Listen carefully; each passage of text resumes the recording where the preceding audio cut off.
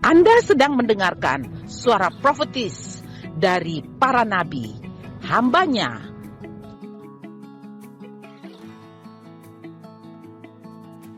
Dengarkanlah dan lakukanlah perintah Tuhan melalui para nabi, maka engkau akan berhasil. Selamat mendengarkan. Dengan ramuan pahit, sayur pahit. Saya tidak tahu apakah itu daun pepaya. Zaman Israel itu daun pepaya atau daun apa, saya belum cek, saudara koingan. Tapi dia hanya bilang sayur pahit. Ya. Nah, ada banyak arti yang diberikan untuk bagian ini, saudaraku. Tapi dalam konteks ini ingin menunjukkan kepada kita kebenaran bahwa setelah kita mengambil bagian dan menerima juru selamat dalam hidup kita, dengar, hidup itu tidak selamanya manis. Halo, ada amin? Karena itu saudaraku, sekali-sekali minumlah kopi. Supaya saudara jangan tahu hanya manis saja, tapi nikmati juga pahitnya kopi. Lebih baik orang katakan begini, manis jangan segera ditelan, pahit jangan segera dimuntahkan. Halo pengantin baru, perjalanan ke depan tidak selamanya manis kayak kemarin tanggal 18 Maret. Ada bunga di mana-mana, karpet merah, ada kamera di mana-mana. Ini mulai rasa. Hidup ini tidak selamanya manis. Ada amin? Tidak ada jaminan bagi saya dan saudara yang taat kepada firman Tuhan, yang jadi murid Kristus, lalu tanpa ada badai dan gelombang perjalanan kita. Never, never, never. Saya selalu bilang Tuhan tidak pernah janjikan jalan bertaburan bunga. Tuhan tidak janjikan jalan hot mix. Tuhan tidak janjikan selalu hujan atau selalu panas. Tapi dia janjikan penyertaannya. Karena dia adalah Allah Immanuel. Allah beserta dengan saya dan saudara. Kalau dia beserta dengan rumah tanggamu, kalau dia beserta dengan hidupmu, kalau dia beserta dengan usaha bisnis pekerjaanmu, percayalah, yang tidak mungkin menjadi mungkin, yang tidak bisa menjadi bisa. Haleluya. Bahkan kadang-kadang kita harus nikmati sayur pahit dalam hidup kita, saudaraku, supaya kita makin kuat. Kalau tidak, kita jadi anak yang manja. Kekristenan kita melempam, biasa-biasa saja. Padahal saudara tahu, saudara baca itu rasul-rasul zaman kisah para rasul, tidak ada mereka yang tidak ada. Bahkan sampai hari mati mereka semua mengalami penderitaan karena Kristus. Taruhlah dalam pikiran kita, supaya ketika engkau mengalami berbagai persoalan tekanan dalam hidup ini, engkau bilang, Yesus telah melakukannya bagi saya.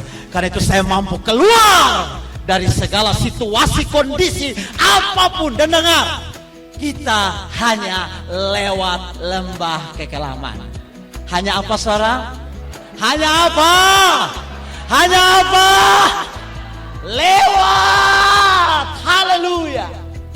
Kalau engkau pernah sakit, engkau tahu Allah itu penyembuh. Kalau engkau ada masalah, engkau tahu Allah itu jalan keluar bagi engkau. Kalau engkau sedang menghadapi persoalan, dengar, engkau tahu Allah itu perlindungan, jawaban dalam hidup saudara. Karena itu saudaraku, nikmati saja. Memang tidak mudah Pak Pendeta ngomong begini, tapi ya saya harus kasih tahu saudara, kita harus saling menguatkan bahwa ketika kita melewati itu semua akan membuat kita menjadi kuat. Ada amin? Kita menyadari jika kita jujur dengan diri kita sendiri bahwa perjalanan Kristiani kita terkadang mirip dengan pepatah. Setiap kali saya maju 2 langkah, saya mundur 1 langkah. Kadang-kadang kita maju 2, kita mundur 1. Maju 2, mundur 1. Jadi sama dengan maju pelan-pelan. Begitulah perjalanan iman kita. It's okay.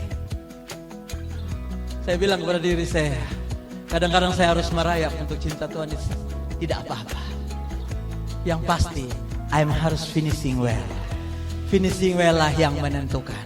Bukan garis start dalam perjalanan iman kita. Garis akhir perjalanan iman kita menentukan. Karena itu saudara, kau yang kasih dengar, setiap kali engkau maju, guntinglah jalan di belakangmu. Bilang kepada jalan di belakangmu, saya sudah tidak ada kesempatan untuk balik pulang. No turning point. Tidak ada balik pulang kecuali cinta Yesus untuk selamanya. Terlanjur mengasihi Tuhan. tetaplah cinta Tuhan sampai akhir. Karena pengorbanannya satu kali untuk selama-lamanya. Beri tepuk tangan yang paling meriah buat dia. Haleluya! Setia sampai akhir jemaat Tuhan. Setia sampai akhir. Sekalipun di kiri kanan saudara tumbang 10.000, 1.000 di kiri, 10.000 di kanan. Tapi memilihlah untuk tetap berkata, aku akan sampai akhir. Maju terus saudaraku yang kekasih. Terkadang kita putus asa dan merasa kalah jika kita membiarkan diri kita goyah dan jatuh secara rohani. Tapi mari kita melihat hal-hal dengan cara pandang yang benar, yaitu melihat dari sudut pandang Allah.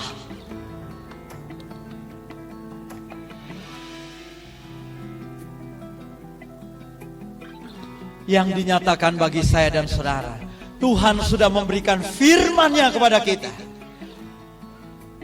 Dan dengar, hanya satu yang kita perlu, untuk tetap mempercayai bahwa hanya Dia yang akan memenuhi janji-janji yang besar bagi kita.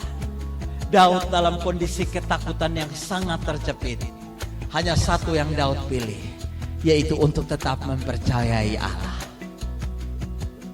Itu yang saya tetap lakukan dalam hidup saya secara pribadi.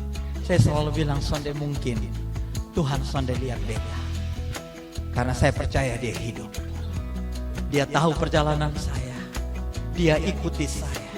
Dia cukupkan semua yang saya beri. Saya anaknya. Saya anaknya. Itu yang saya katakan selalu. Berani mempercayai Tuhan dalam segala hal, saudaraku yang kasih. Tugas kita adalah setiap hari mempercayai Tuhan. Sekalipun disertai dengan sayur yang pahit.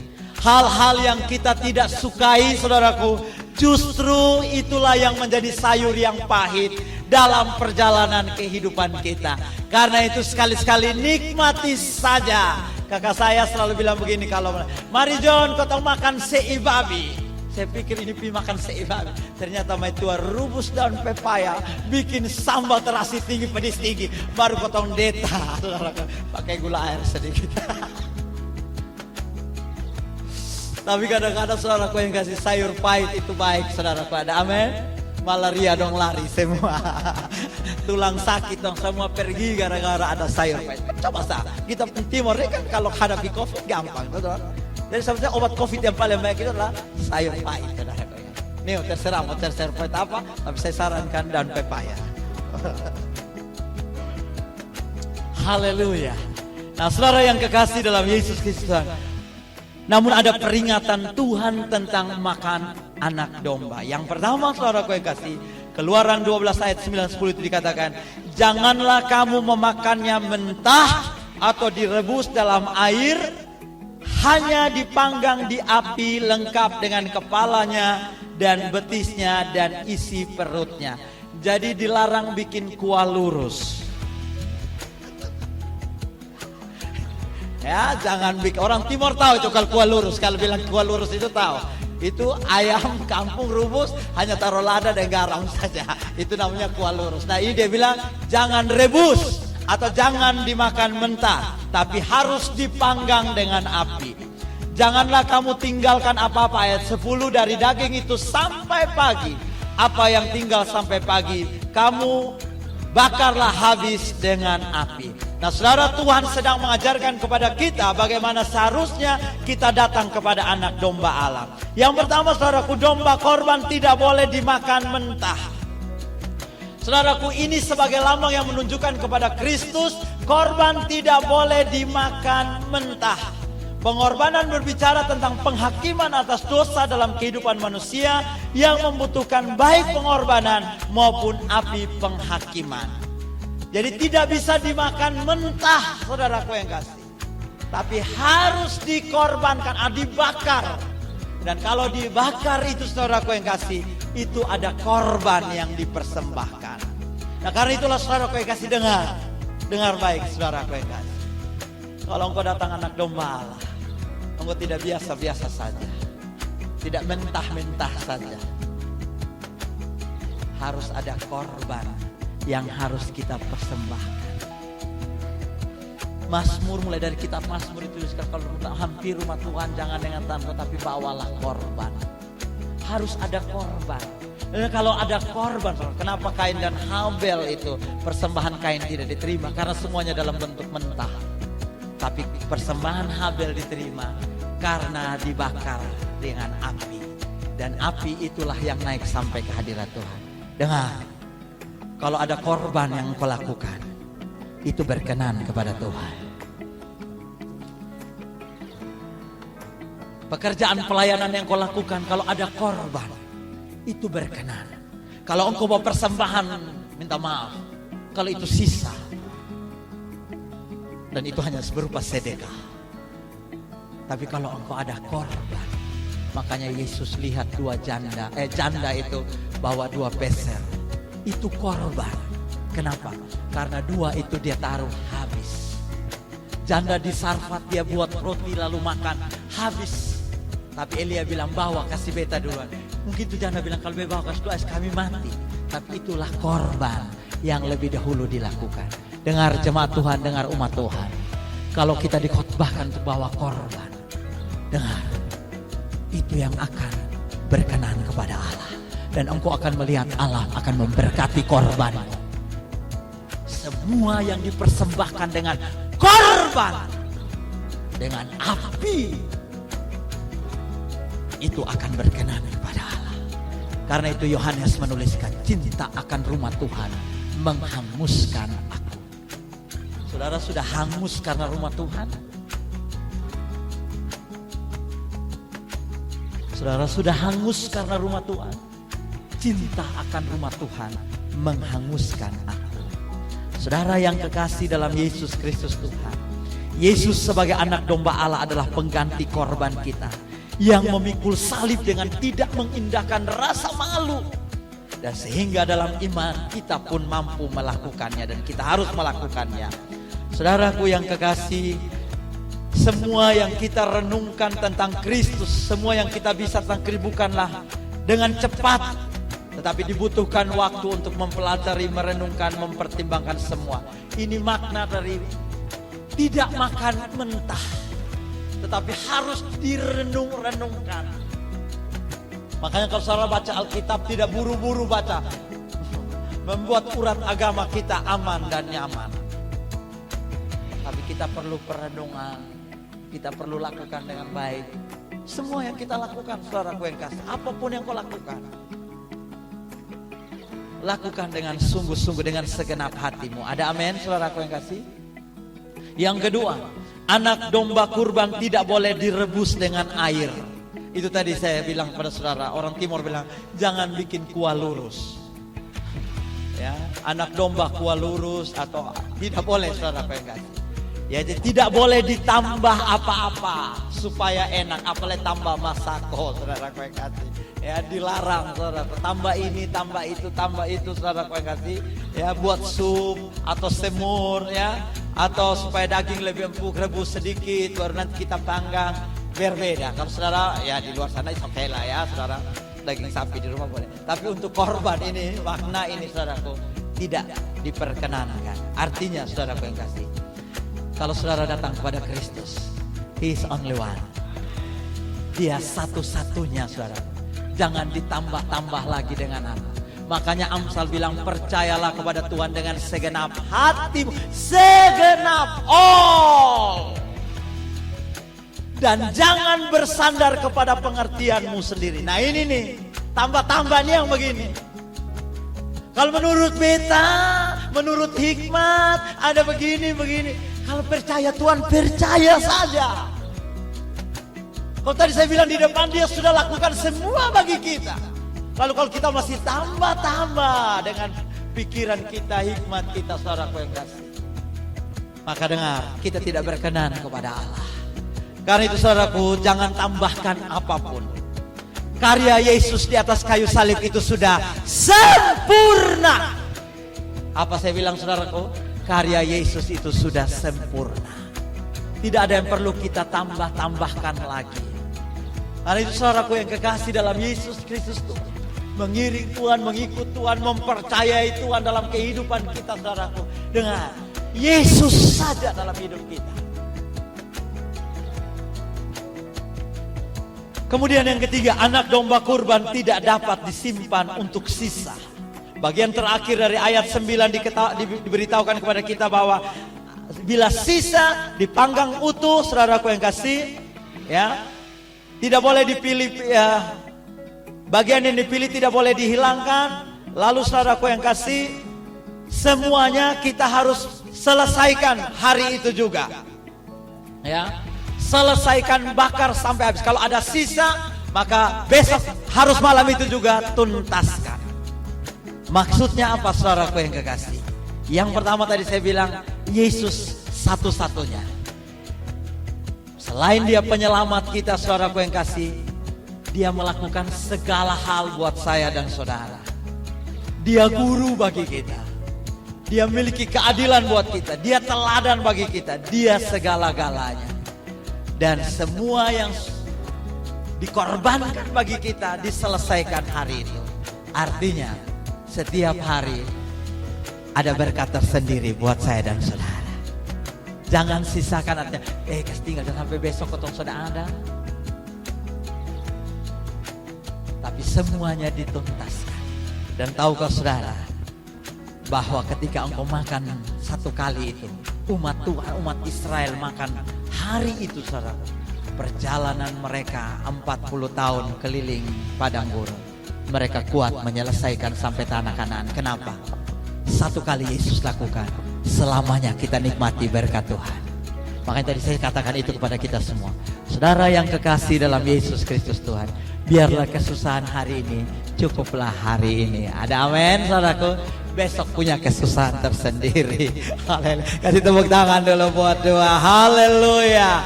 Setiap hari untuk itu kita memerlukan energi baru dalam hidup kita, baik secara jasmani dan rohani. Apa maksudnya? Supaya setiap hari kita bergantung kepada Tuhan. Dari terbitnya matahari sampai terbenamnya, kita bergantung dan mempercayai Tuhan dalam hidup kita. Setiap hari, saudaraku yang kasih. Karena itu saudara yang kekasih dalam Yesus Kristus Tuhan, Tuhan rindukan kita memiliki persekutuan pribadi dengan Dia. Persekutuan pribadi dengan Tuhan adalah standar kehidupan kekristenan. Setiap hari saudara harus punya persekutuan pribadi dengan Tuhan. Ibarat kalau kita makan, saudaraku yang kasih, tidak ada orang yang bisa wakili saya supaya saya kenyang waktu makan. Betul saudara? Untuk kenyang tiap orang makan, biar dua semua jadi satu juga. Loh istri atau beta mewakili papa sah, atau beta mewakili mama sah. Tidak bisa. Untuk soal makan masing-masing orang. Demikian pula saudaraku yang kasih, untuk membangun hubungan persekutuan pribadi dengan Tuhan harus masing-masing orang miliki rasa lapar dan haus. 2 minggu kemarin saya renungkan bagaimana wanita yang berpendarahan 12 tahun itu, saudaraku yang kekasih, dalam kerumunan begitu banyak orang, lalu dia dengan sekuat tenaga, sisa-sisa kekuatan terakhir, saudaraku yang kekasih, lalu berusaha dengan iman, dia berkata, asal saja ku jamah jubahnya, aku menjadi sembuh. Waktu dia jamah jubah Yesus, saudaraku, Yesus yang sementara berdesakan, orang lagi rapat, Yesus mungkin lagi maju pelan-pelan, ini murid-murid lagi halang-halang, lalu saudaraku tiba-tiba Yesus bilang, stop. Semua takjub, bos, kenapa bos? Tiba-tiba suruh berhenti. Yesus bilang begini, berhenti. Saya rasa ada sesuatu yang lain. Siapa yang jamah saya? Saudara bisa bayangkan, orang banyak rapat semua dengan Yesus. Yesus selalu bilang, siapa yang jamah saya? Makanya benar Petrus bilang, bos, ini semua orang ada banyak begini. Bos tanya siapa raba, bos? Semua raba nih. Betul saudara? Ada banyak orang di gereja hadir. Ada banyak orang hadir KKR. Semua orang datang. Tapi dengar, kalau ada satu kerinduan saja, ada satu kehausan dan kelaparan yang berteriak, asal saja ku jamah jubahnya, kekuatan itu mengalir dari tubuh Yesus. kepada engkau yang haus dan lapar akan Tuhan. Jadi kalau engkau duduk di situ, dengar, jangan duduk dengan hal yang biasa-biasa saja. Duduk dengan rasa lapar dan haus untuk ketemu Tuhan. Maka dengar, kuasa dari sorga akan mengalir dari tempat ini, menjamah hidupmu. Haleluya. Hanya kerinduan dan kehausanlah yang akan membuat engkau menarik Tuhan datang kepadamu. Tanpa kerinduan dan kehausan, dengar, kalau engkau melayan di tempat ini tanpa kerinduan dan kehausan untuk berjumpa dengan Tuhan, semua yang kau lakukan ini sia-sia. Semua yang kau lakukan tanpa kerinduan dan kehausan untuk Tuhan, sia-sia. Hanya agamawi yang kau lakukan, tapi datanglah dengan kerinduan. Setiap hari bilang, Tuhan, hari Minggu adalah hari yang penuh dengan kerinduan untuk kau datang cari Tuhan. Saya harus dapat sesuatu. Saya harus dapat sesuatu. Dan dengar, itu orang rame beta bilang. Tapi Yesus bisa berhenti dan berkata, siapa jamaah saya? Nah, kalau ada satu kehausan, kelaparan di tempat ini, dengar, revival tidak hanya akan terjadi di Atsburi. Revival akan terjadi di Ahmad Yani 73A Merdeka Kupang. Revival akan mulai dari sini. Kegerakan ada di sini. Kenapa? Karena ada hati dan yang haus dan lapar akan Tuhan. Come please. Please hear me. Dengar. Datang dengan kehausan mencari Tuhan. Kelaparan akan Tuhan. Biar engkau miliki itu senantiasa. Itu yang membuat engkau menarik kuasa Allah turun.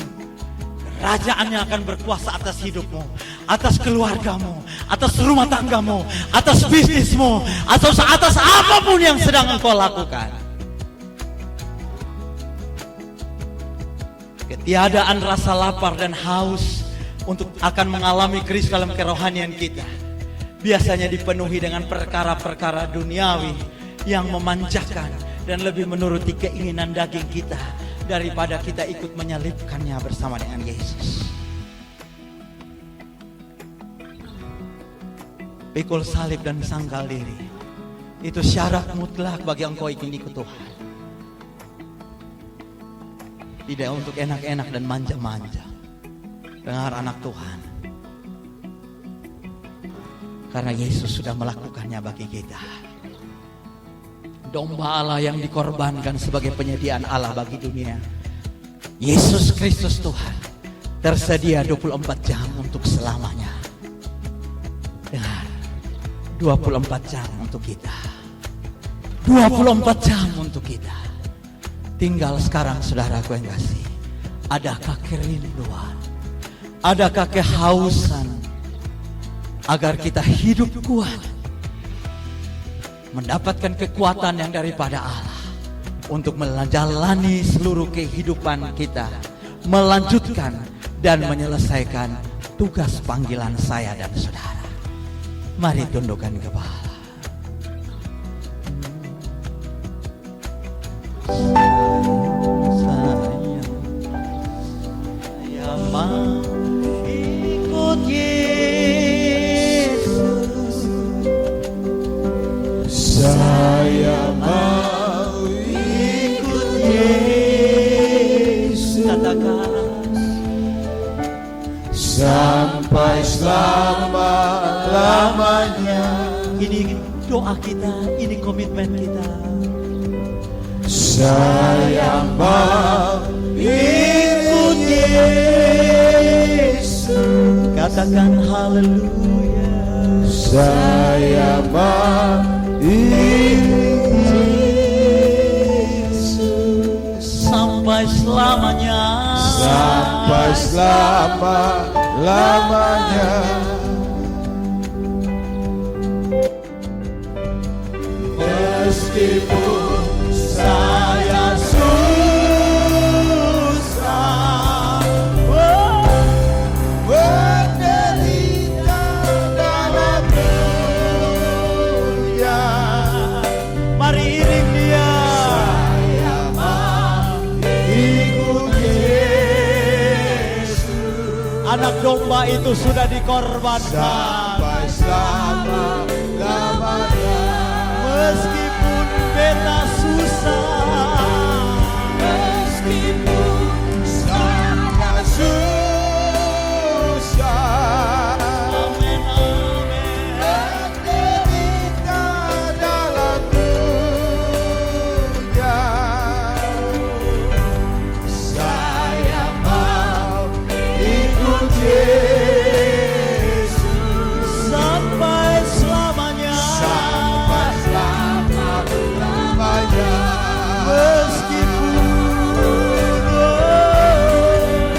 Meskipun saya susah,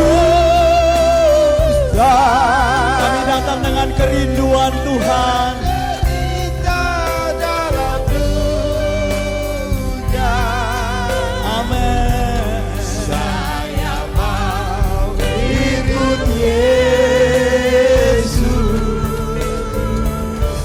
sampai selama-lamanya. Sejenak kita teduh, renungkan pengorbanan anak domba.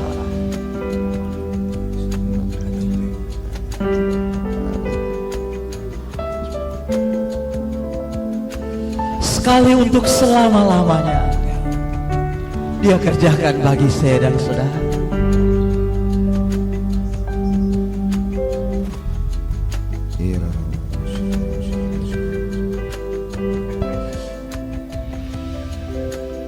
Menjelang perayaan Paskah, mari kita bikin komitmen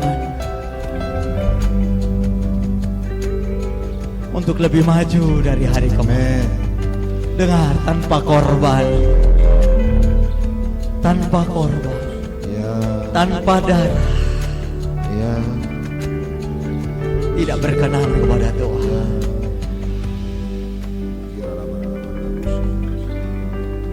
Terima kasih Tuhan, berdiri di hadapan-Mu Pak, orang-orang yang Kau pilih dan Kau tebus dengan darah, dengan hati yang menyala-nyala, ya, dengan hati yang membara. ya. Kami memutuskan untuk mengikuti Engkau selama-lamanya. Amin. Ya, Kami nikmati semua pengorbanan yang Kau sudah berikan bagi kami. ya, amin. Kami hargai, kami hormati, sehingga biar perjalanan iman kami makin lama makin kuat sampai akhir. Dapati kami Tuhan, kalau kadang-kadang ada sayur yang pahit di sekeliling kami, Ya, kami bersyukur, kami berterima kasih. amin, amin. Kami bersyukur Tuhan. Haleluya. Terima kasih buat darah-Mu. Ya, Darah-Mu memulihkan kami. Darah-Mu memberi kekuatan bagi kami. Terima kasih Tuhan. bagi nama Yesus. Angkat tangan kananmu, nyanyikan, saya mau iring Yesus sampai selama-lamanya. Saya mau iring Yesus, saya mau iring Yesus. Katakan, sampai selama-lamanya.